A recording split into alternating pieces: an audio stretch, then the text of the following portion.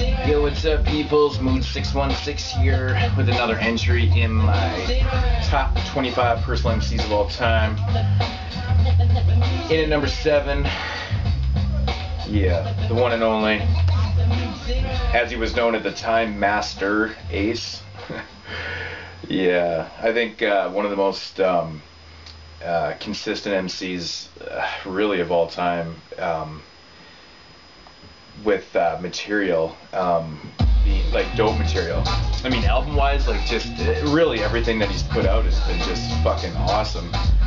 Maybe with the exception of the Ace and Nano record, but when I get to that, I'll talk about that album, how you can kind of make it a little better. Yeah, so the first Master Ace record was released on Cold Chill in 1990.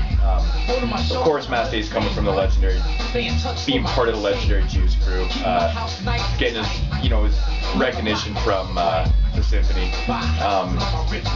Of course, there's a very interesting story with that one. How MC Sham said that he didn't want to be on the track with a bunch of newbies and shit like that, and that's one side, that's one version of the story and stuff. And then so Master Ace stepped up and said, "Fuck, I'll be on the track," and then history is history, right? But anyways, that's a totally different video. There's a lot of those videos like all over YouTube talking about that shit. But Master Ace's first album, it's fucking good, man. 1995, man. This kind of up tempo. It's got those fucking, very true rhymes. I call them true rhymes because it's just easy to listen to, very easy to get into.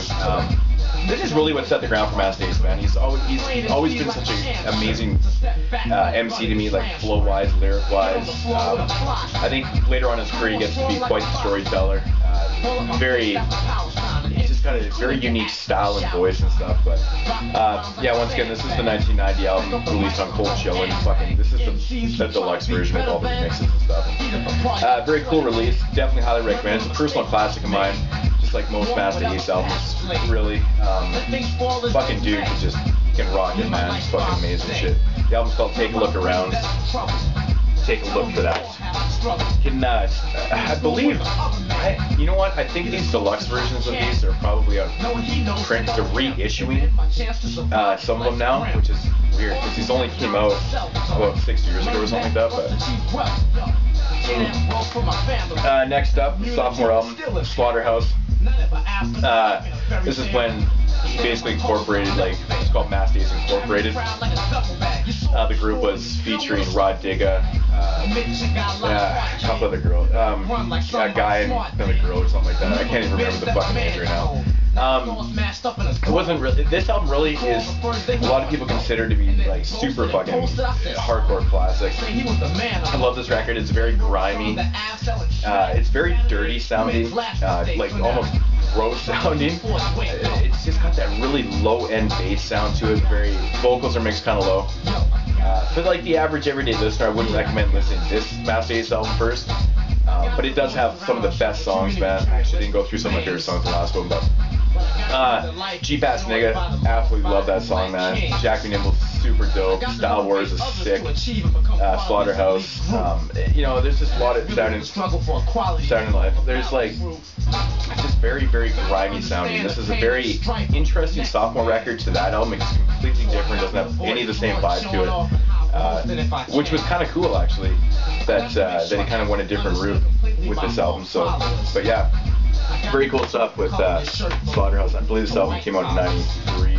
So, next up was the 1995, I want to say album. Yeah, 95. Sitting on Chrome again. It was under the Master Ace Incorporated because it had Master Ace with the two girls, Rod Digga and I can't remember the Holly something. I fucking love this record, man. INC Ride is always a track that I just remember with me and my boys. I was 15 years old, just couldn't wait to get our licenses to roll around and listen to that track because the video is just so fucking cool, But this album has a very different vibe than that one, man. This album is not as dusty and dirty. Eastbound's really cool. The B-side, Sitting on Chrome, it's got that fucking Easy sample in there. For Your Mind, Born to Roll's dope. Photo Mind, featuring Celadwell is a great track.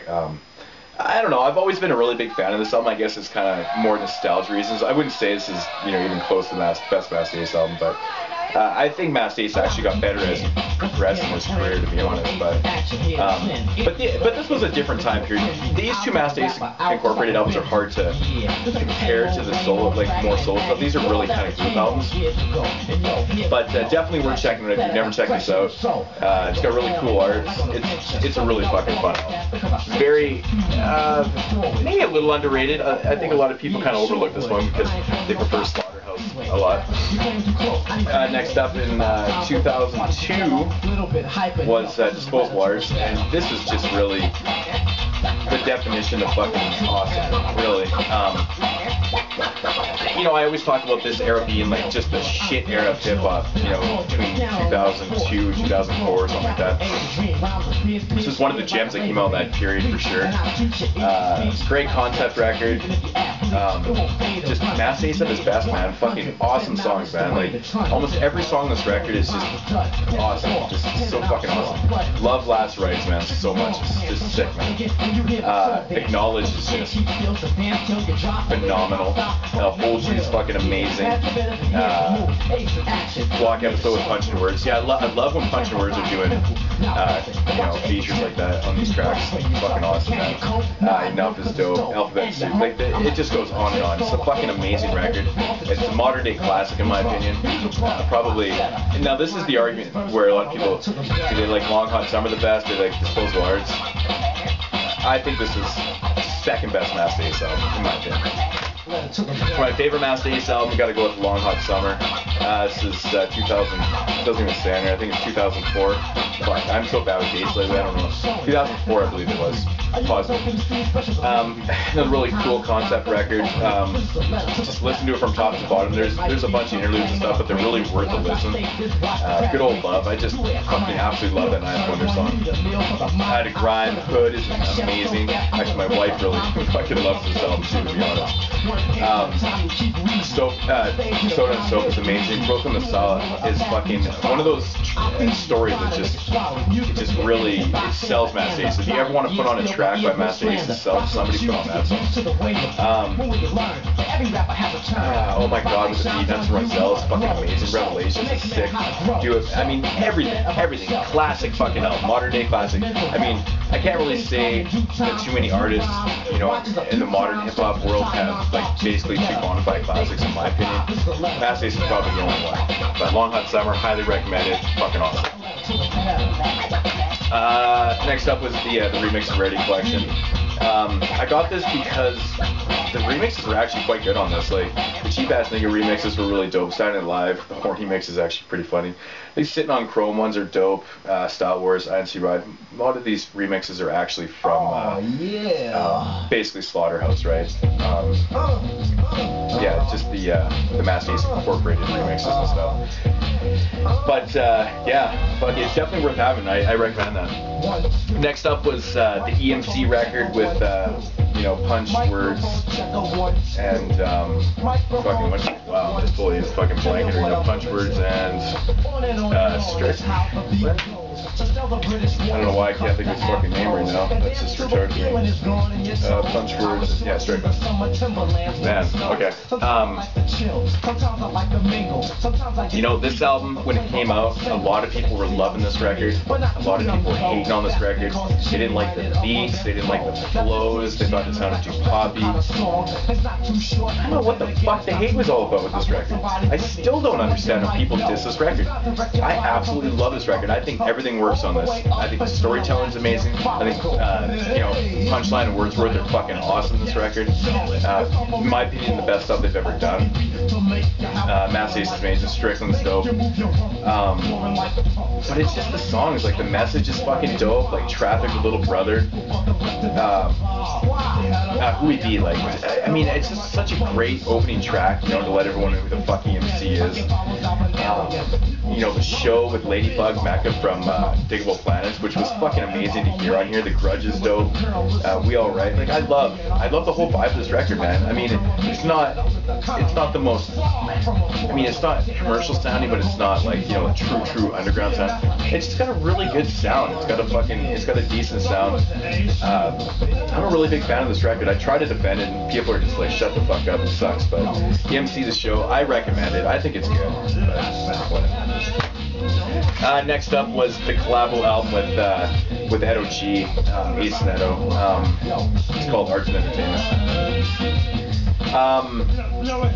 You know, honestly, I'm a fan of this record because this is one of the only albums I would ever recommend to somebody to throw onto their iPod, take out all the interludes, because the interludes, they're not, you don't need to listen to them. Take out all the interludes, so there's 18 tracks on here, take out all the interludes, and then take out the last piece of shit song, Dancing Like a WG. I don't even know what the fuck, it's like a techno fucking, whatever the fuck it is. Dismiss that song, dismiss all the fucking interludes, play it through. I think there's only about 9 or 10 songs on it, really. It's like half a record. And it's actually not bad. You know, if you really listen to it, it's not the best beats, but I do think they have decent chemistry, and I think they could do another better project. But I'm actually a fan of it, man. Like, I like Passing My Cares one and fucking, you know, Fans of Large Bro and shit. Like, it's pretty decent. Pauses on here feel slow. That's all I can recommend doing with this album, man. Listening to the CD is kind of painful because you find yourself always skipping. Put it into an iPod, man. Take all that shit out, and it's decent. It's definitely an average album even then, but it's not terrible. It's not as bad as people were saying it was. If you're a big Master Ace fan, you know exactly what I'm talking about. You will recognize that there is something in here worth salvaging. I try to always pick out the best in albums. I try not to fucking diss the shit out of everything that I hear and stuff, but I would try to look for the positive, which is weird because I'm a very pessimistic person. But with music, it's a little different. I think it's also because I'm maybe a little biased towards Master Ace because I'm a huge fucking fan. Always have been. You know, but yeah, that's Arts and Entertainment. It's decent.